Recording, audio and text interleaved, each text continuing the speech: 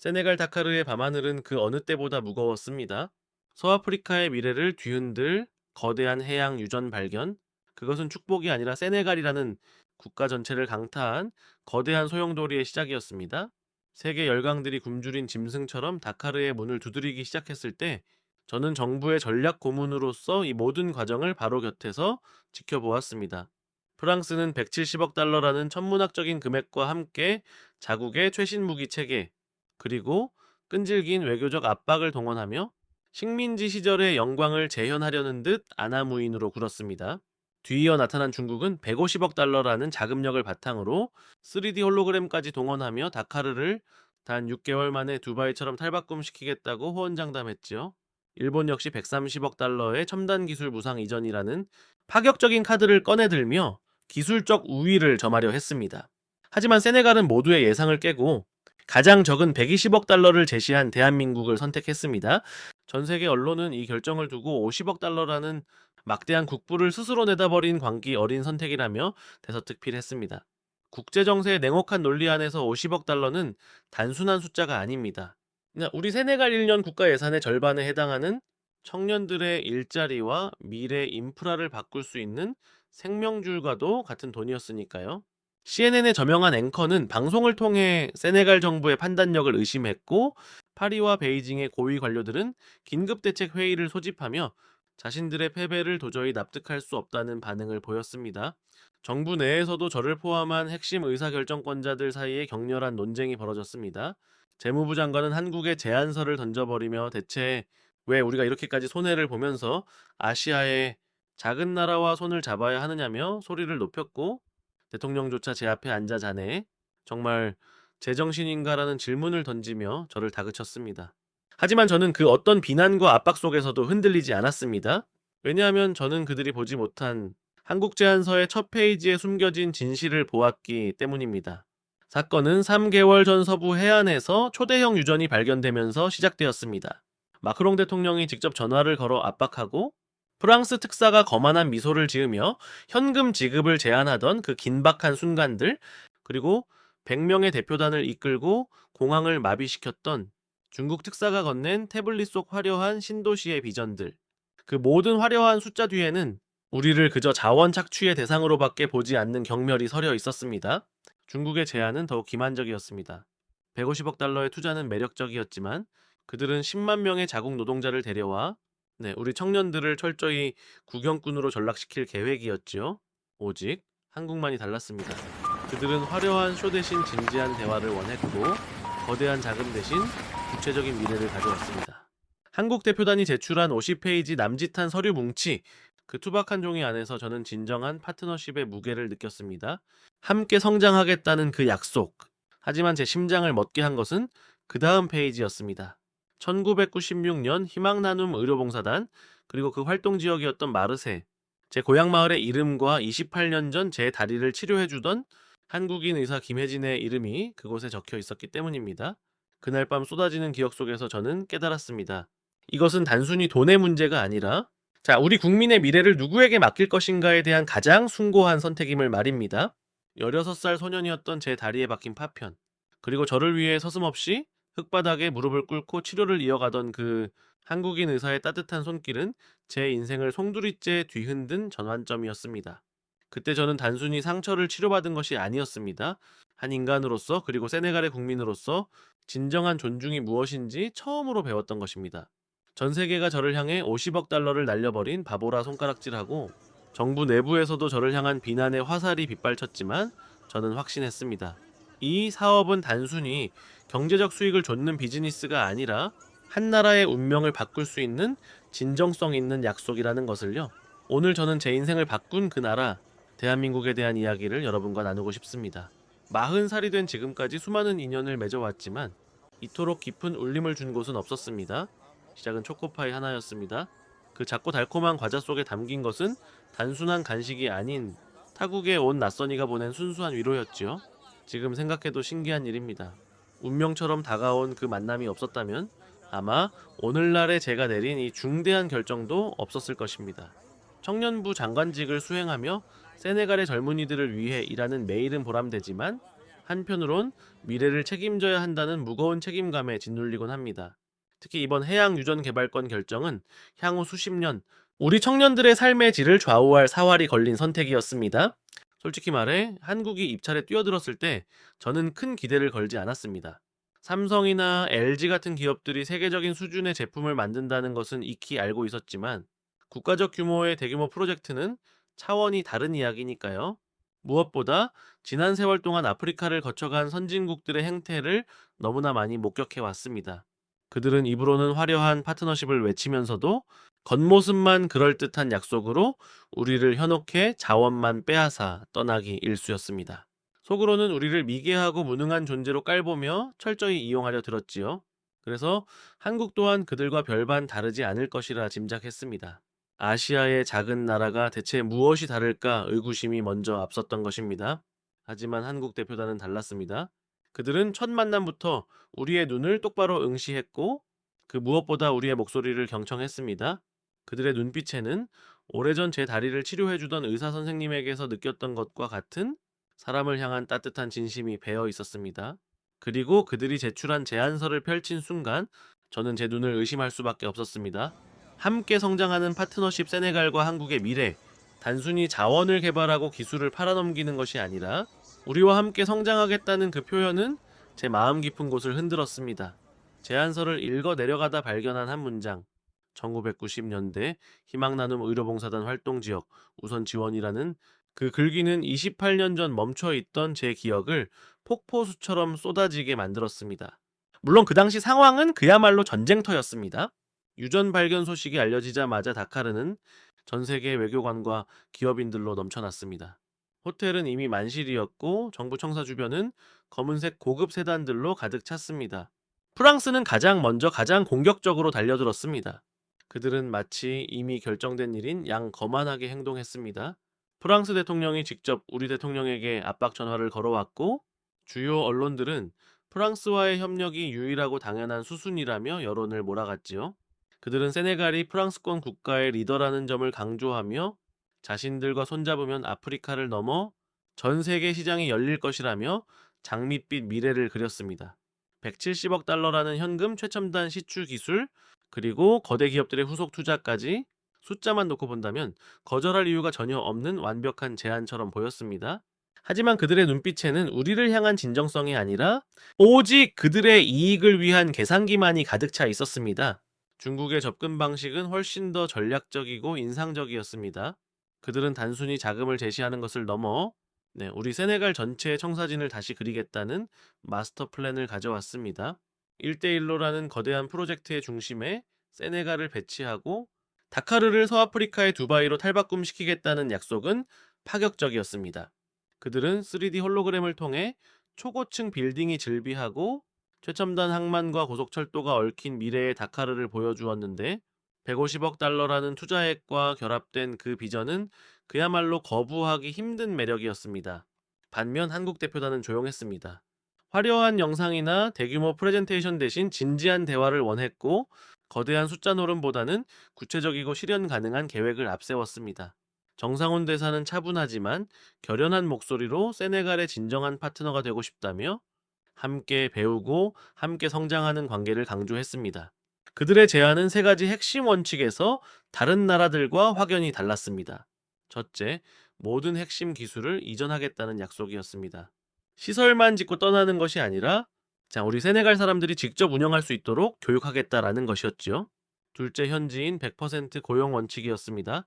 다른 나라들은 자국 노동자를 대거 데려오겠다고 했지만 한국은 세네갈 청년들에게 직접적인 기회를 제공하겠다고 공언했습니다.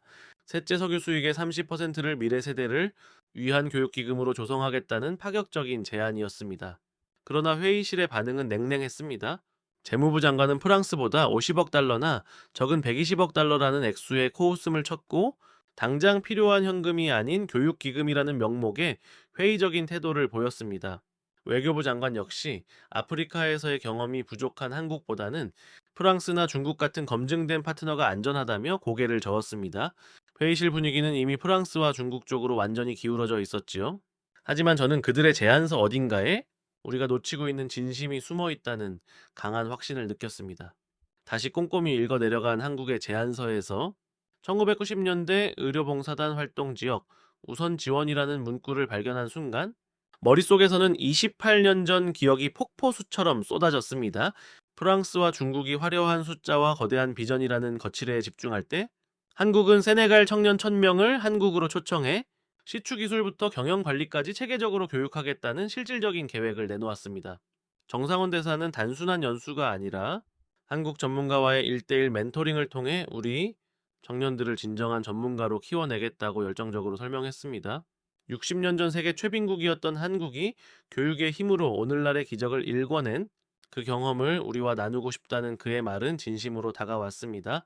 특히 처음 5년은 전문가들이 주도하고 10년 후에는 인력의 50%를 20년 후에는 세네갈이 완전히 독립적으로 운영할 수 있도록 하는 단계별 자립 계획은 지금까지 그 어떤 강대국도 제시하지 못한 혁신적인 비전이었습니다.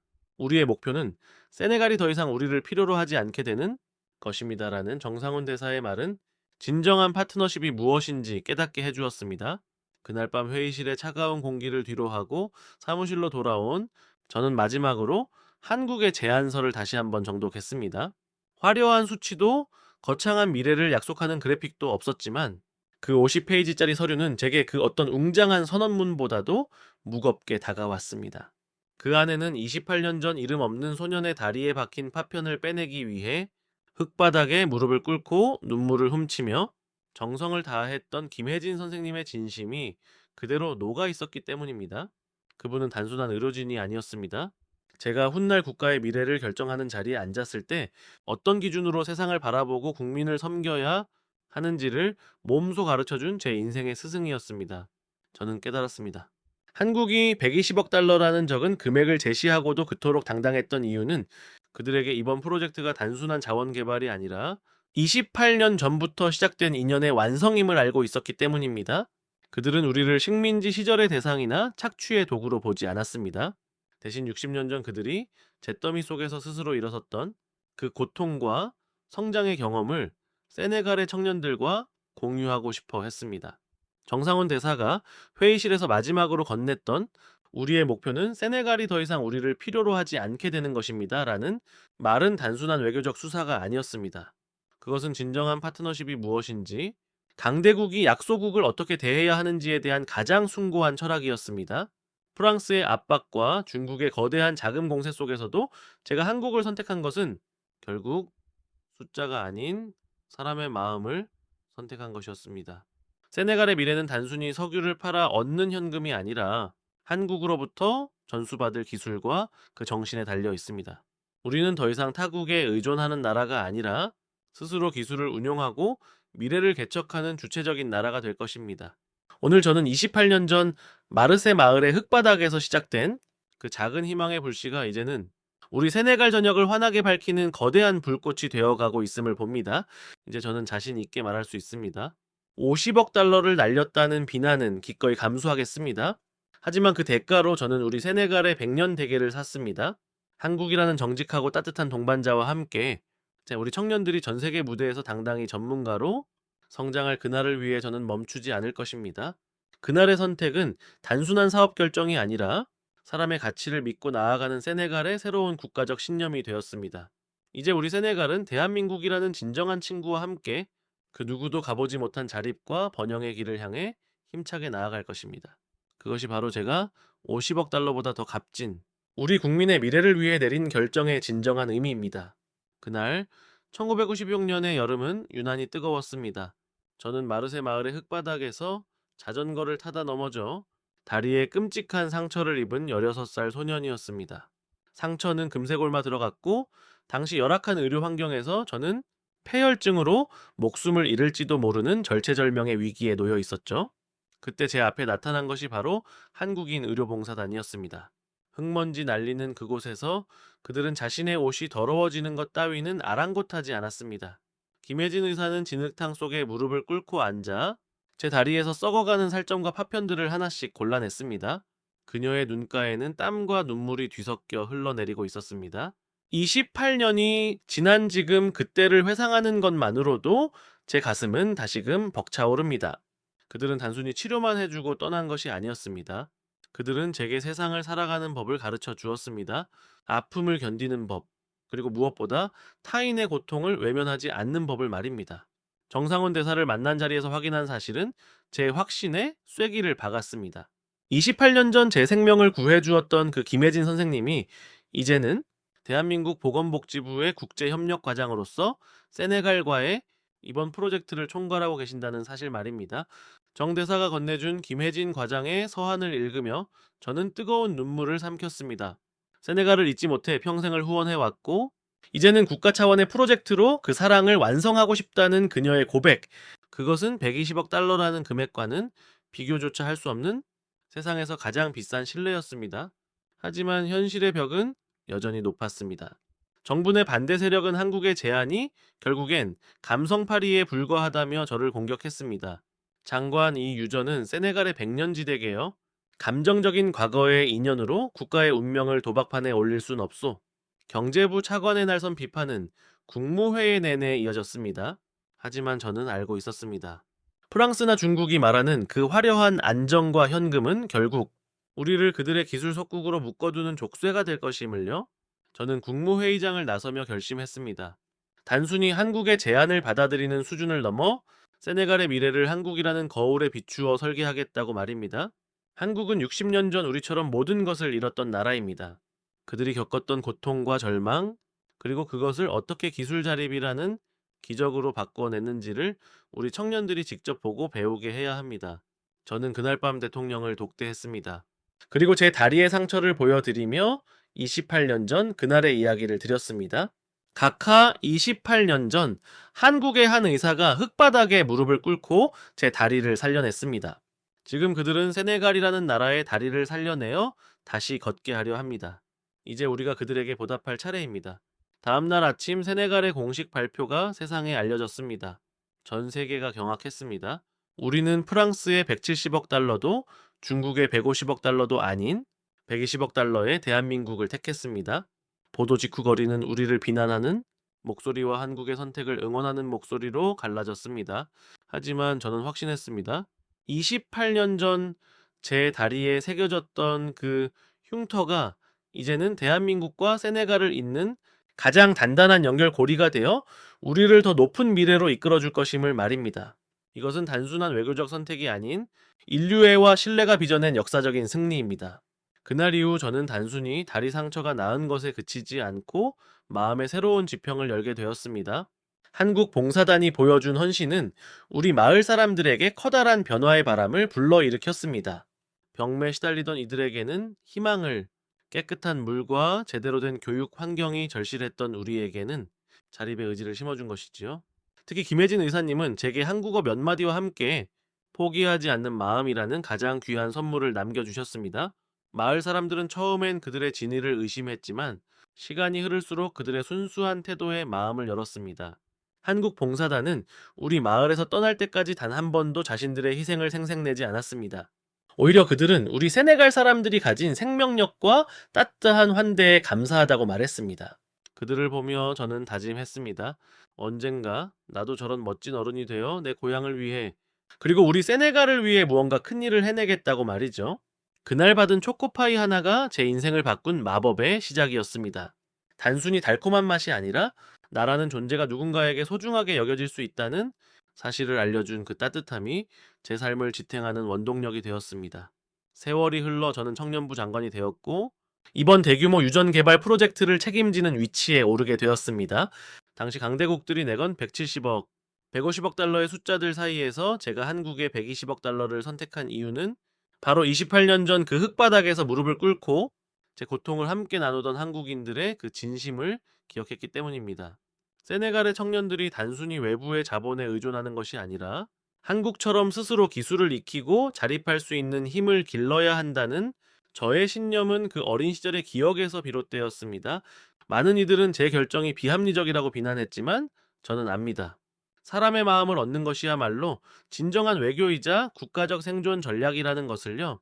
한국이 우리에게 건넸던 그 따뜻한 손길은 28년이 지나 지금 세네갈의 100년 미래를 설계하는 가장 튼튼한 토대가 되었습니다. 이제 저는 세네갈 전역의 청년들에게 말합니다. 네, 우리가 한국을 선택한 것은 돈을 좇은 것이 아니라 우리와 함께 성장할 동반자를 찾은 것이라고요? 그들은 기술을 가르쳐 주었고 미래를 향해 스스로 걸어갈 수 있는 용기를 주었습니다. 28년 전 이름 없는 아프리카 소년의 다리에 박힌 파편을 빼내며 건넨 그 초코파이 하나가 오늘날 국가적 대계가 된 것처럼, 자, 우리 세네갈의 젊은이들 또한 각자의 자리에서 다른 누군가에게 또 다른 희망의 씨앗을 뿌릴 것이라 믿어 의심치 않습니다. 이것이 바로 우리 세네갈이 꿈꾸는 미래이며 우리가 대한민국을 사랑하고 존경하는 이유입니다. 왜 이렇게 먼 나라까지 와서 아무런 대가 없이 우리를 돕는 것인지 어린 시절에 저는 도무지 이해할 수 없었습니다. 김혜진 의사님은 제 질문에 잠시 먼 곳을 바라보다가 따뜻한 미소를 지으며 이렇게 답하셨죠.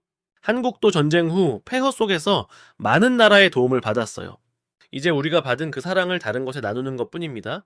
언젠가 세네갈도 다른 나라를 도울 수 있는 날이 반드시 올 거예요. 그 말씀은 제 가슴 속에 깊이 박혔습니다. 1998년 봉사단이 귀국하던 날 마을 사람들 모두가 나와 그들을 눈물로 배웅했습니다. 김 의사님은 제게 한국어 사전과 초코파이 한 상자를 건네며 마지막 인사를 하셨습니다. 이브라임 꼭 훌륭한 사람이 되세요. 그리고 당신도 언젠가 다른 사람들을 돕는 사람이 되어야 해요. 저는 눈물을 삼키며 굳게 고개를 끄덕였습니다. 그날 마음속에 새긴 다짐은 28년이라는 긴 세월 동안 단 한 번도 흐려진 적이 없습니다. 저는 그 약속을 지키기 위해 필사적으로 공부했고 대학에 진학해 공무원이 되었으며 결국 세네갈의 미래를 고민하는 청년부 장관의 자리에까지 올랐습니다. 그때 맛본 초코파이의 달콤함과 의사님의 따뜻한 손길은 제 삶의 나침반이었습니다. 그리고 운명처럼 제가 국가의 운명을 결정해야 하는 이 중대한 시점에 한국과 다시 마주하게 된 것입니다. 김혜진 의사님과 한국의료봉사단이 우리 마을에 머물렀던 2년은 세네갈이라는 나라의 역사가 송두리째 바뀐 기적 같은 시간이었습니다. 그들은 단순히 치료 서비스를 제공하는 것을 넘어 마을의 생태계 자체를 바꾸어 놓았습니다. 가장 먼저 그들이 한 일은 버려진 창고를 개조해 작지만 깨끗한 보건소를 만든 것이었습니다. 한국에서 공수해온 최신 의료 장비들을 설치하고 약품을 체계적으로 분류하며 아픈 사람은 언제든 여기로 오세요. 우리는 돈을 받지 않습니다. 라고 선언하던 그 모습은 우리에겐 마치 신화와도 같았습니다. 말라리아 결핵 영양실조에 시달리던 이들에게 그 보건소는 말 그대로 생명의 성소였습니다. 그들의 헌신은 예방의학으로까지 이어졌습니다. 봉사단원들은 마을 곳곳을 누비며 손 씻기의 중요성, 모기장 사용법, 깨끗한 물 관리법을 가르쳤습니다. 네, 병에 걸린 후 치료하는 것보다 병을 예방하는 것이 훨씬 중요합니다. 그들이 늘 강조했던 이 철학은 우리 마을 사람들의 생활 양식을 근본적으로 개선했습니다. 마을 중앙에 우물을 파던 날 지하수가 콸콸 솟구쳐 오르던 그 감격스러운 풍경은 아직도 잊을 수 없습니다. 더 이상 물을 구하러 먼 길을 걸을 필요가 없게 된 우리 여인들의 얼굴에는 기쁨의 눈물이 흘렀고 아이들은 깨끗한 물을 마시며 밝게 웃었습니다. 교육에 대한 그들의 집념 또한 대단했습니다.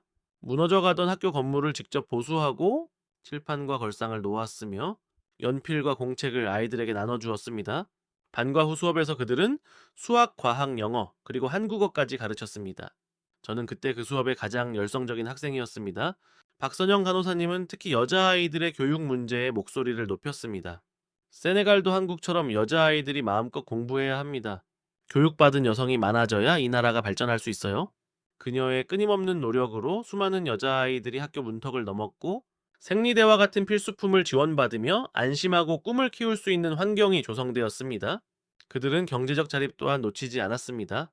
재봉틀을 들여와 여성들에게 기술을 가르치고 농업 전문가를 초청해 더 나은 농사법을 전수했습니다. 원조는 껍데기일 뿐입니다. 스스로 일어설 수 있는 자립이 진짜 봉사예요. 김 의사님이 강조했던 이 철학은 그들이 떠난 후에도 우리 마을이 스스로 숨쉬게 하는 동력이 되었습니다.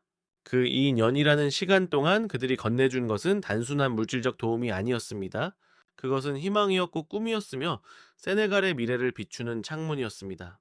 저와 같은 수많은 젊은이들은 그들의 뒷모습을 보며 언젠가 우리도 저들처럼 세상을 넓게 바라보는 리더가 되겠다는 거대한 꿈을 품기 시작했습니다. 한국은 50년 전만 해도 세네갈보다 훨씬 가난한 나라였습니다. 하지만 교육의 힘으로 불가능해 보이던 성장을 일궈냈죠. 세네갈도 반드시 할 수 있습니다. 봉사단원들은 늘 한국의 기적 같은 발전사를 이야기해 주었습니다. 전쟁의 폐허에서 딛고 일어나 이제는 원조를 받던 나라에서 남을 돕는 나라가 된 그들의 서사는 우리 청년들에게 말할 수 없는 영감을 주었습니다. 무엇보다 감동적이었던 것은 이 년이라는 긴 시간 동안 단 한순간도 우리를 낮잡아 보거나 무시하지 않았던 그들의 일관된 태도였습니다. 마을 축제가 열리면 그들은 서툰 몸짓으로 우리와 함께 춤을 추었고 월로푸어를 배우기 위해 밤을 새우며 노력했습니다. 김혜진 의사님이 월로푸어로 나날뚜티 어떻게 지내세요? 라고 인사를 건넬 때마다 마을 어른들은 환하게 웃으며 그를 안아주곤 했습니다. 1998년 여름 기어이 이별의 시간은 다가왔습니다. 마을 사람들은 모두 나와 그들을 눈물로 배웅했고 아이들은 버스에 매달려 가지 말라며 울음을 터뜨렸습니다. 김 의사님은 떠나는 마지막 순간까지 제게 한국어 사전과 초코파이 한 상자를 건네며 당부했습니다. 이브라임 꼭 훌륭한 사람이 되세요. 그리고 당신도 언젠가 다른 누군가에게 도움을 줄 수 있는 사람이 되어야 해요. 저는 눈물을 삼키며 그 약속을 마음 깊이 새겼습니다.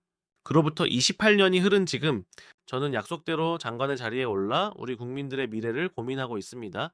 하지만 한국을 선택하려는 제 의지가 확고해질수록 외부의 압박은 더욱 잔인하게 조여왔습니다. 프랑스 대사는 저를 고급 레스토랑으로 불러내 처음엔 오랜 우정을 빙자하며 부드럽게 회유하더니 이내 본색을 드러냈습니다. 한국이 무엇을 할 수 있습니까? 기술도 경험도 부족한 아시아인들을 믿으십니까? 그들의 오만한 인종차별적 발언은 제 인내심을 시험했습니다. 대사는 자녀의 프랑스 유학 파리에 고급 아파트까지 제시하며 뇌물을 권했습니다. 저는 그 자리에서 단호히 거절했습니다. 저는 우리 세네갈의 미래를 팔지 않습니다. 프랑스 대사가 얼굴이 붉어진 차에 자리를 뜨자 그 다음 날부터 그들의 언론은 저를 향해 무차별적인 공격을 퍼부었습니다. 중국의 방식은 훨씬 더 음흉했습니다. 그들은 이미 우리 내각의 다른 장관들을 포섭해 놓았고 어느 날 밤에는 제 집으로 끔찍한 협박장이 배달되었습니다. 제 딸이 학교에 가는 모습, 아내가 시장을 보는 사진과 함께 가족의 안전을 위해 현명한 선택을 하라는 메모가 적혀 있었습니다. 하지만 그들의 비열한 협박은 오히려 제 결심을 더욱 단단하게 만들었습니다. 저들이 이토록 한국과의 협력을 두려워하며 방해한다는 것 자체가 한국이 제안한 파트너십이 세네갈에 가장 이롭다는 강력한 방증이었기 때문입니다. 국무회의장 안팎의 갈등은 최고조에 달했습니다. 재무부와 경제부 장관은 당장 먹고 살 돈이 없는데 무슨 놈의 미래냐며 저를 몰아세웠고 170억 달러와 120억 달러라는 단순한 숫자 노름에 함몰되어 국가적 안목을 잃어버린 듯 보였습니다. 그들은 중국이 6개월 안에 인프라를 건설하겠다는 환상적인 속도전에 현혹되어 있었습니다. 저는 동료들에게 외쳤습니다. 동화 건물은 시간이 지나면 사라집니다. 하지만 한국이 제시한 교육과 기술 자립은 우리 세네갈의 뿌리가 되어 영원히 남을 것입니다. 저는 도박을 하는 것이 아니라 우리 아이들의 100년 뒤를 위해 투자하는 것입니다. 회의실은 아수라장이 되었지만 저는 28년 전 흙바닥 위에서 제 다리를 살려내던 그 따뜻한 손길을 기억하며 한 걸음도 물러서지 않았습니다. 한국은 교육이니 기술 이전이니 하는 것들이 몇 년이 걸릴지 모르는 당장의 실효성이 부족한 계획 아니겠습니까? 내각 회의실을 가득 채웠던 비판은 밖에서도 멈추지 않았습니다. 프랑스 대통령은 끈질기게 전화를 걸어왔고 중국은 차관을 대폭 증액하며 우리를 압박했습니다. 무엇보다 견디기 힘들었던 것은 제 가족들을 향한 위협이었습니다. 매일 밤 불안에 떠는 아내와 학교에서 따돌림을 당하기 시작한 딸아이의 모습은 제 가슴을 갈기갈기 찢어놓았습니다. 15살 된 딸아이가 울먹이며 아빠 왜 모든 사람이 아빠를 미워해요? 라고 물었을 때 저는 장관이라는 직함 뒤에 숨겨진 아버지로서의 무력감에 깊은 고독을 느꼈습니다. 여론은 저를 부패하고 무능한 정치인으로 매도했고 정부 내부에서조차 저를 지지하는 사람은 단 한 명도 없었습니다. 정말 내가 옳은 길을 가고 있는 것인가? 28년 전 이름 없는 소년에게 베풀어준 그 친절 하나에 눈이 멀어 국가의 운명을 잘못된 방향으로 끌고 가는 것은 아닐까 숱한 밤을 지사오며 자문했지만 그때마다 제 눈에 들어온 것은 서랍 깊숙이 넣어두었던 한국의 제안서였습니다. 진정한 발전은 사람에 대한 투자에서 시작됩니다. 그 한 문장을 다시 읽는 순간 김혜진 선생님의 따뜻한 눈빛이 뇌리를 스쳤습니다. 그래, 이것이 내가 찾던 답이다. 돈이 아니라 사람 숫자가 아니라 진심. 28년 전 그들이 보여주었던 그 철학은 지금도 변함이 없었습니다. 저는 다시 한번 신념의 끈을 부여잡았습니다. 압력이 최고조에 달했던 어느 날, 저는 정식 외교 채널을 벗어나 한국 대표단을 제 개인 사무실로 초대했습니다. 세네갈 전통차인 아타야를 따르며 저는 그들에게 가장 본질적인 질문을 던졌습니다. 대사님 솔직히 묻겠습니다. 아프리카에는 우리보다 훨씬 크고 자원이 풍부한 나라가 많습니다. 왜 하필 우리 세네갈입니까? 정상훈 대사는 잠시 차를 내려놓고 저를 그윽하게 바라보더니 나지막이 대답했습니다.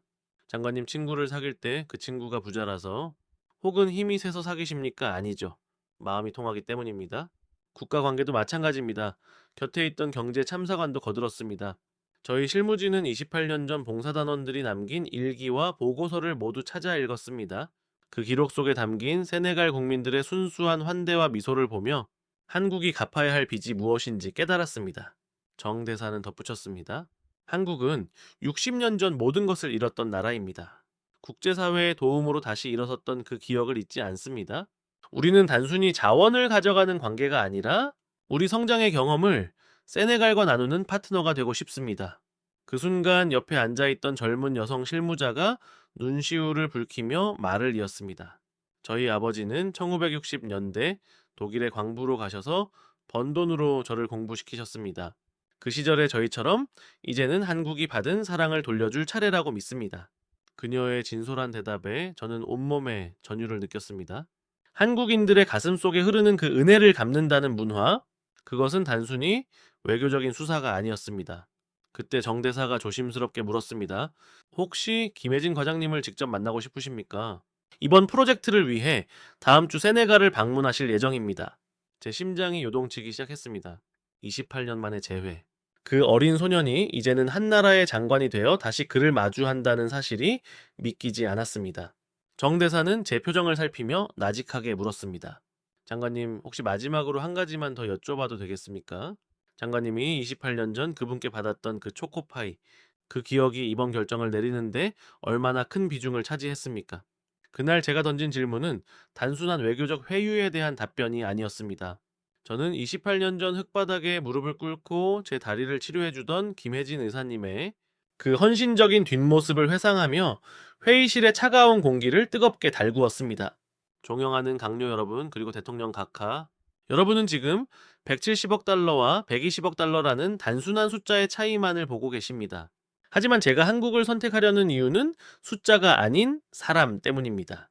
잠시 정적이 흘렀습니다. 프랑스 대사는 불편한 기색으로 몸을 뒤척였고 중국 대표단은 굳은 표정으로 저를 응시했습니다. 저는 말을 이었습니다. 1996년 여름 저는 마르세 마을에 이름 없는 가난한 소년이었습니다. 쇠파편이 박혀 골마 터진 다리를 붙들고 죽음의 문턱에 서 있었을 때 제 앞에 무릎을 꿇은 것은 강대국의 외교관들이 아니었습니다. 한국에서 온 이름도 낯선 한 젊은 의사였습니다. 그분은 진흙탕 위에 무릎을 꿇고 앉아 제 다리의 파편을 하나하나 골라냈습니다. 자신의 땀이 환부에 떨어질까봐 연신 눈물을 닦아내던 그분은 치료를 마친 뒤 제게 한국 아이들이 가장 좋아한다는 초콜릿 과자를 건넸습니다. 아프리카의 더위에 녹아 엉망이 된 초콜릿이었지만 제 생에 그보다 달콤하고 따뜻한 위로는 없었습니다. 그분은 제게 말했습니다. 이브라임, 당신은 반드시 훌륭한 사람이 되어 다른 사람을 돕는 이가 될 거예요 라고요. 회의실 곳곳에서 장관들이 고개를 숙이거나 서로 눈치를 살피는 모습이 보였습니다. 저는 숨을 고르고 결정적인 한 방을 던졌습니다. 프랑스는 우리에게 170억 달러를 주겠다고 했습니다. 하지만 그들은 우리를 과거의 식민지 그 이상으로 보지 않습니다. 중국은 150억 달러를 제시하며 6개월 만에 신도시를 짓겠다고 합니다. 하지만 그들은 우리 땅에 10만 명의 중국 노동자를 데려올 것입니다. 과연 우리는 그 사이에서 무엇을 얻습니까? 결국 남는 것은 텅 빈 유전과 우리 자식들의 일자리를 앗아간 거대한 콘크리트 덩어리뿐일 것입니다. 저는 한국 대표단 쪽을 바라보며 힘주어 말했습니다. 반면 한국은 120억 달러를 제안하며 석유 수익의 30%를 우리 청년들의 교육 기금으로 쓰겠다고 했습니다. 그리고 그들은 우리 청년 1000명을 한국으로 초청해 기술을 전수하고 20년 뒤에는 세네갈 사람이 스스로 이 유전을 운영할 수 있게 하겠다고 약속했습니다. 돈은 50억 달러 적을지 모릅니다. 하지만 그들은 우리에게 물고기를 주는 대신 물고기 잡는 법을, 아니 낚싯대를 직접 만드는 법을 가르치러 왔습니다. 진정한 발전은 사람에 대한 투자에서 시작된다는 그들의 철학, 저는 28년 전 그 초콜릿 과자 하나에서 이미 보았습니다. 회의실의 기류가 급격히 변하고 있었습니다. 대통령의 눈빛이 흔들렸고 회의실을 감싸던 차가운 압박감 대신 묵직한 감동이 자리 잡았습니다. 저는 마지막으로 이렇게 덧붙였습니다. 각하 그리고 장관 여러분, 우리가 진정으로 세네갈을 부강한 나라로 만들고 싶다면 눈앞의 달콤한 현금에 현혹되지 마십시오. 28년 전 무릎을 꿇고 소년의 다리를 고쳤던 그 정성이 이제 우리 국가의 미래를 치유하고 다시 걷게 할 것입니다. 저는 단순히 사업 파트너를 선택하는 것이 아닙니다. 우리 세네갈의 100년 뒤를 함께 걸어갈 진정한 친구를 선택하려는 것입니다. 회의실은 다시 한번 정적에 휩싸였습니다. 이제 주사위는 던져졌습니다. 대통령은 긴 침묵 끝에 천천히 안경을 벗으며 저와 한국 대표단을 번갈아 보았습니다. 그 결정을 앞둔 찰나의 시간, 저는 가슴속에서 28년 전 선생님이 전해주신 그 초코파이의 온기를 다시 한번 느꼈습니다. 협정 발표가 나가자 세네갈의 언론은 그야말로 들끓었습니다. 어떤 매체는 우리 정부의 결정을 두고 강대국의 거대한 자금줄을 걷어찬 자살골이라며 맹비난을 퍼부었고, 또 다른 매체는 세네갈 외교사의 가장 고결한 도덕적 승리라며 찬사를 보냈습니다. 하지만 대중의 엇갈린 시선 속에서도 한 가지 분명한 사실은 이제 우리 세네갈이 더 이상 누군가의 하청 기지가 아닌 당당한 기술 자립의 길로 들어섰다는 점이었습니다.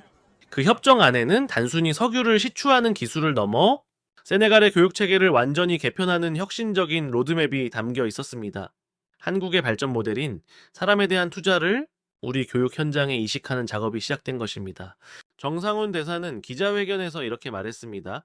우리는 물고기를 가져가는 대신 세네갈 청년들에게 낚싯대를 쥐어주고 바다를 읽는 법을 알려줄 것입니다.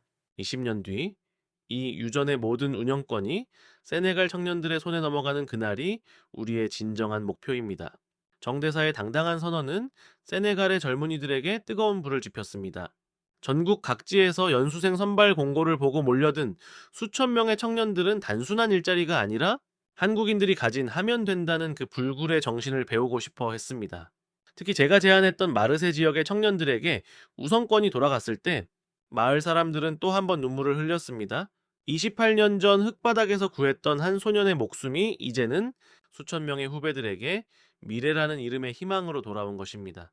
이 과정에서 저는 다시 한번 한국인들의 놀라운 직업 정신과 정직함을 목격했습니다. 협정 이후 유전 현장에 파견된 한국의 기술 고문들은 단 한 명도 에어컨이 설치된 고급 숙소에 머물기를 원치 않았습니다. 그들은 우리 현지 기술자들과 같은 컨테이너 박스에서 자며 설계 도면 하나하나를 우리 아이들에게 직접 손으로 그려주며 설명했습니다. 장관님 기술은 언젠가 낡아버리지만 이렇게 공유된 지식은 시간이 지날수록 세네갈의 국력이 될 것입니다. 그들의 말은 28년 전 김혜진 선생님이 제 다리를 살려내며 보여주었던 그 헌신과 조금도 다르지 않았습니다. 반면 세네갈에 남아있던 프랑스와 중국의 로비스트들은 우리의 연대 현장을 보며 당혹감을 감추지 못했습니다. 그들은 여전히 돈의 힘으로 사람의 마음을 살 수 있다고 믿었지만 이미 우리 세네갈의 청년들은 한국인들과 함께 웃으며 밤새워 기술을 배우고 있었습니다. 그들은 단순히 유전을 파는 것이 아니라 60년 전 자신들이 겪었던 가난의 역사를 우리에게서 지워내기 위해 분투하고 있었습니다. 오늘 저는 대한민국이라는 나라를 보며 다시금 깨닫습니다. 진정한 국력은 영토의 크기나 화력의 세기가 아니라 그 나라가 가진 정신력과 나눔의 철학에서 나온다는 것을 말입니다.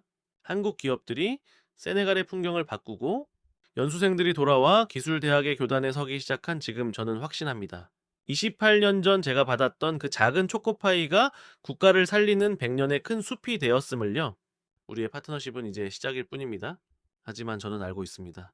대한민국이라는 가장 진실한 동반자와 함께 걷는 이 길 위에서 세네갈은 반드시 서아프리카를 넘어 세계로 도약하는 기술 자립의 기적을 써 내려갈 것입니다. 이제는 제가 김 의사님께 받았던 그 따뜻한 사랑을 우리 국민에게 나누어 줄 차례입니다. 그것이 제가 장관으로서 50억 달러를 포기하고 선택한 가장 값진 미래입니다. 프랑스 언론은 세네갈의 선택을 어리석은 자멸이라 칭하며 비난을 퍼부었고, 중국 관영 매체들 또한 아프리카가 스스로 황금 같은 기회를 걷어찼다며 조롱 섞인 보도를 이어갔습니다. 하지만 놀랍게도 국제사회의 흐름은 그들의 예상과 다르게 움직이고 있었습니다. 세네갈이 보여준 이 파격적인 행보는 단순한 외교적 결정을 넘어 다른 아프리카 국가들에게 진정한 자립의 길이 무엇인지 고민하게 만드는 화두를 던졌기 때문입니다. 세네갈이 진정한 자립의 길을 선택했다. 이것이야말로 아프리카 발전의 새로운 모델이 될 수 있다. 이 같은 목소리가 여기저기서 흘러나오기 시작했습니다. 무엇보다 우리 세네갈 청년들의 반응은 가히 폭발적이었습니다. 한국 연수 프로그램에 지원하려는 청년들이 끝도 없이 줄을 이었고, 그들의 눈빛에는 28년 전 제가 김혜진 선생님을 만나고 느꼈던 그 희망과 똑같은 열망이 서려 있었습니다. 물론 대가는 혹독했습니다. 프랑스는 노골적으로 경제 제재를 암시하며 우리를 압박했고, 중국은 다른 주요 국책 사업에서 세네갈을 완전히 배제하겠다며 위협했습니다. 어느 날 안색이 창백해진 경제부 차관이 제 집무실로 뛰어 들어왔습니다. 장관님, 프랑스 기업들이 철수를 시작했습니다. 이대로 가면 당장 우리 경제에 치명적인 타격이 옵니다. 저는 묵묵히 창밖의 다카르 풍경을 바라보며 대답했습니다. 예상했던 일입니다. 하지만 우리는 이겨낼 겁니다. 어떻게 확신하십니까? 차관의 다급한 질문에 저는 28년 전의 기억을 떠올렸습니다. 28년 전 한 소년이 파편 박힌 다리로 절뚝거리며 일터로 향했습니다. 포기하지 않았기에 오늘의 제가 있습니다. 우리 세네갈도 마찬가지입니다. 이 시련을 견뎌내면 우리는 이전보다 훨씬 더 강한 나라가 될 것입니다. 그때 기적 같은 일이 벌어지기 시작했습니다. 한국 기업들이 세네갈의 가능성을 믿고 하나둘씩 다카르의 문을 두드린 것입니다. 단순히 석유 개발뿐만 아니라 에너지, 농업, ICT 등 다양한 분야에서 실질적인 협력이 논의되었습니다. 세네갈이 한국이라는 파트너를 신뢰한 만큼 우리 기업들도 세네갈의 미래를 믿고 투자하겠습니다. 한국경제인 연합회장의 이 한마디는 큰 힘이 되었습니다. 더욱 가슴 벅찼던 것은 한국 시민사회의 연대였습니다.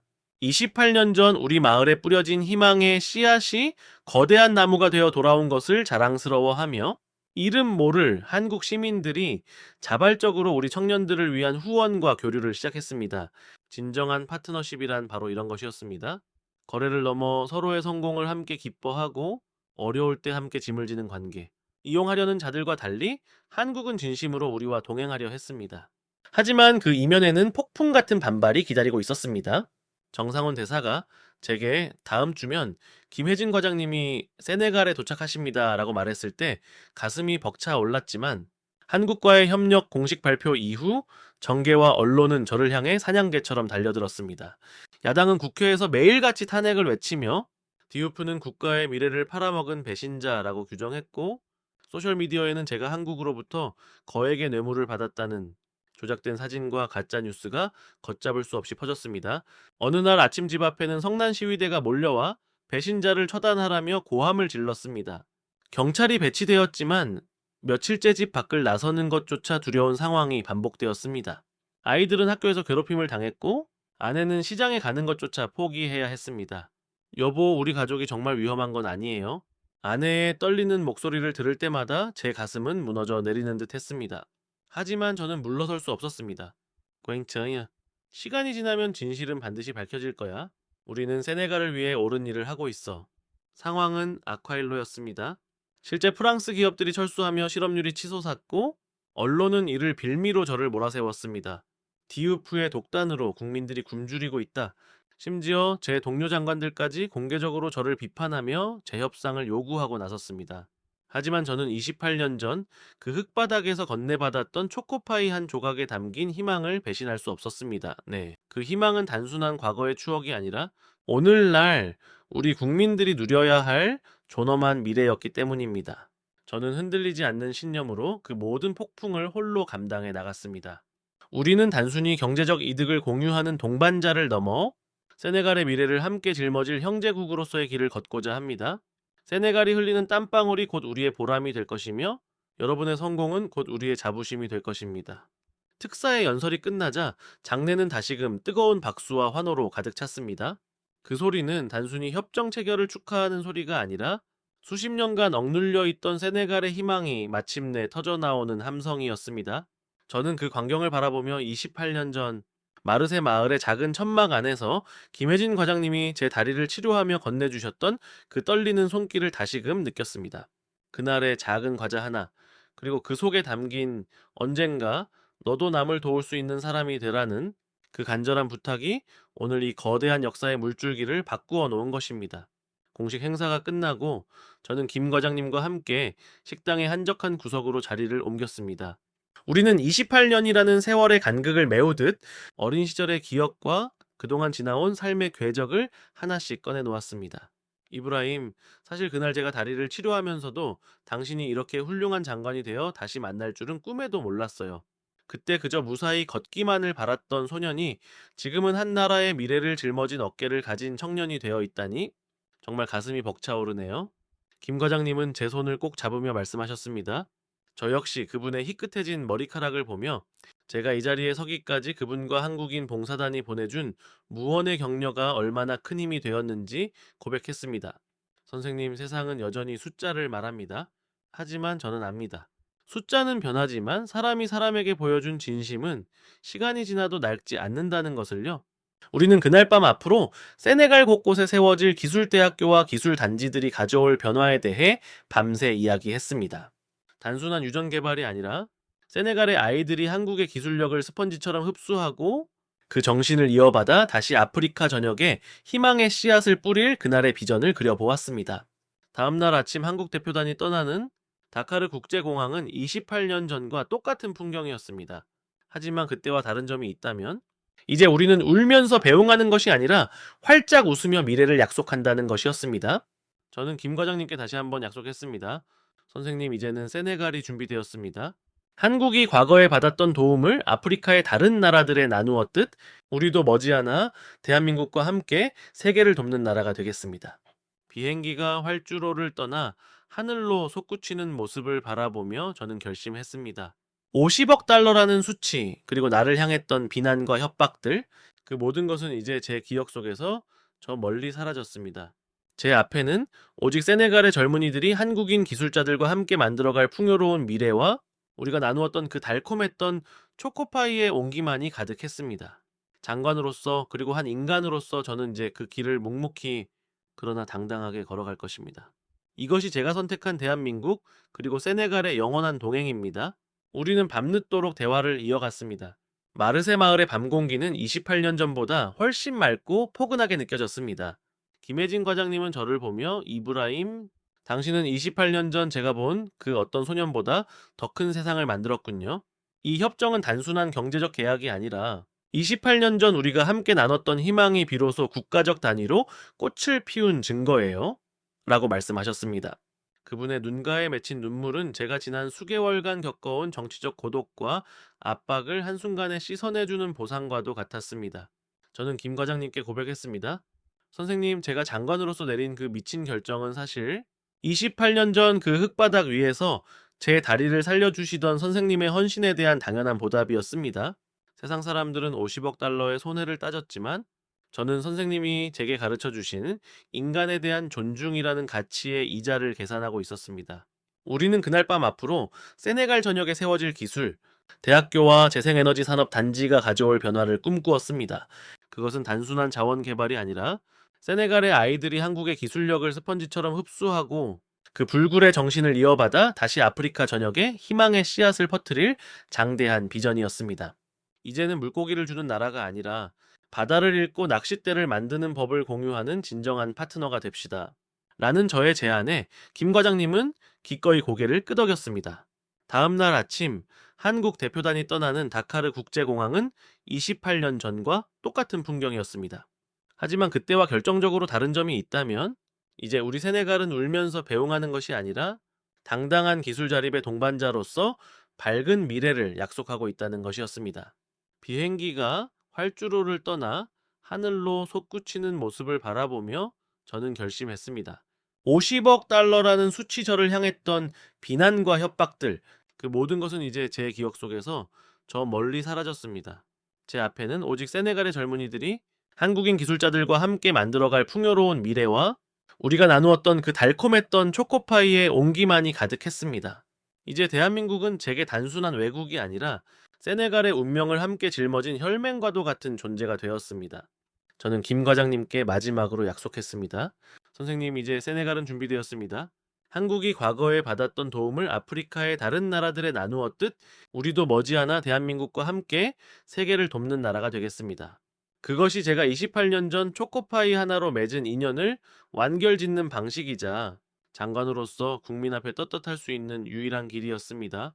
우리의 파트너십은 이제 막 첫 발을 내디뎠을 뿐입니다. 하지만 저는 확신합니다.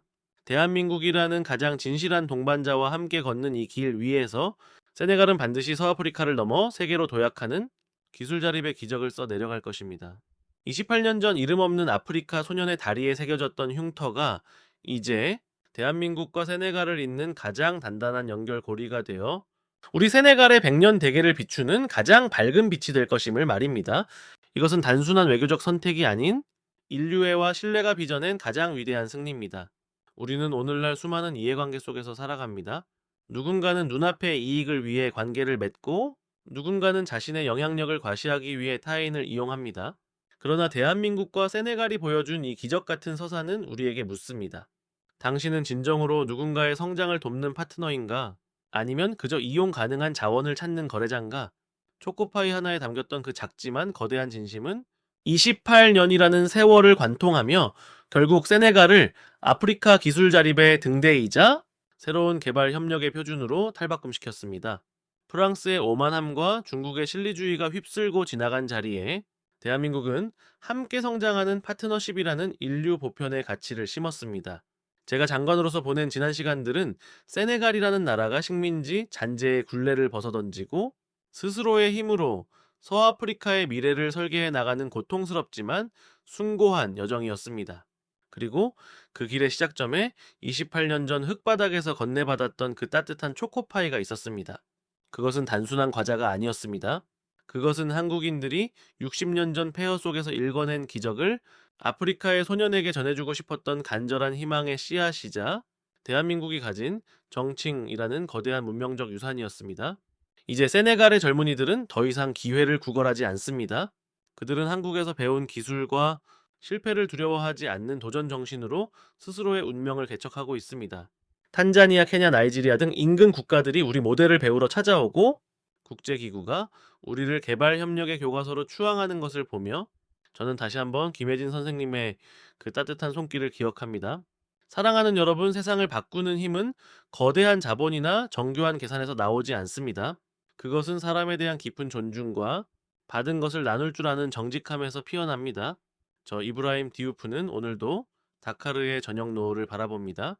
28년 전 마르세의 밤하늘을 수놓았던 그 별들이 이제는 세네갈의 미래를 비추는 찬란한 태양이 되어 우리 청년들의 앞날을 밝히고 있습니다. 우리는 계속 걸어갈 것입니다. 대한민국이라는 가장 진실한 동반자와 함께 인류가 한 번도 가보지 못한 새로운 자립의 역사를 써 내려가겠습니다. 이것은 저의 마지막 연설이 아닙니다. 이것은 대한민국과 세네갈 그리고 희망을 품은 모든 이들이 함께 만들어갈 위대한 동행의 시작을 알리는 서막일 뿐입니다. 28년 전 초코파이 하나가 한 소년의 다리를 살리고 한 나라의 운명을 바꾼 것처럼 우리의 이 작은 연대가 언젠가 전 세계를 더 따뜻하고 희망찬 곳으로 만들 것이라 굳게 믿습니다. 이것이 바로 우리가 50억 달러보다 더 값진 대한민국이라는 미래를 선택한 이유입니다.